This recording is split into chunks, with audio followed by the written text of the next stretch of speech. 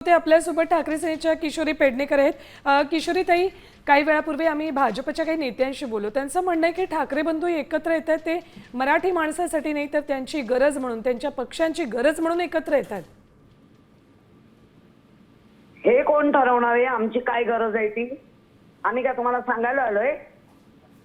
तुम्ही काय लोकांची गरज ओळखून काम करताय?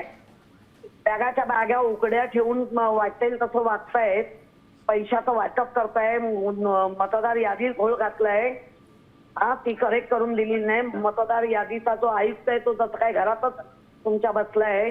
बरं किशोरी ताई, हे सगळे मुद्दे माहितीच आहेत आपल्याला। बरं आपण युतीच्या घोषणेवर बोलूयात। उद्या दुपारी 12 वाजता घोषणा होते।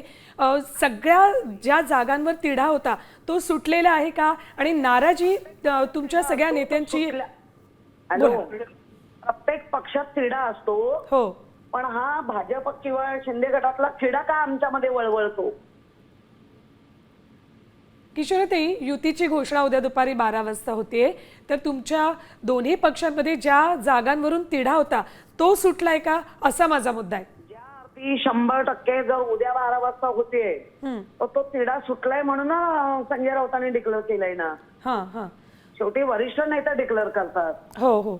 मग जे नाराज नेते असतील, ज्यांना उमेदवारी हवी होती, तिकीट हवं होतं पण आता मिळू शकत नाही, त्यांची नाराजी कशी दूर केली जाईल? ते तेव्हाचं तेव्हा बघू ना, कोण बंडखोरी करतोय, काय करतोय। ठीक, किशोरी ताई, हां हां, किशोरी ताई धन्यवाद आमच्याशी बोललात त्याबद्दल। आपल्यासोबत मुंबईच्या माजी महापौर किशोरी पेडणेकर होत्या, ठाकरे सेनेच्या नेत्या त्या। आणि यावेळेला उद्या दुपारी 12 वाजता युतीची घोषणा होईल आणि जर बंडखोरी होत असेल तर त्यांची नाराजी दूर केली जाईल असं ते यावेळेला सांगतात। ही आजच्या दिवसातली अत्यंत महत्त्वाची बातमी, मुंबईसाठी ही बातमी महत्त्वाची आहे, कारण ठाकरे बंधूंच्या युतीची घोषणा अधिकृतरित्या उद्या दुपारी 12 वाजता होती।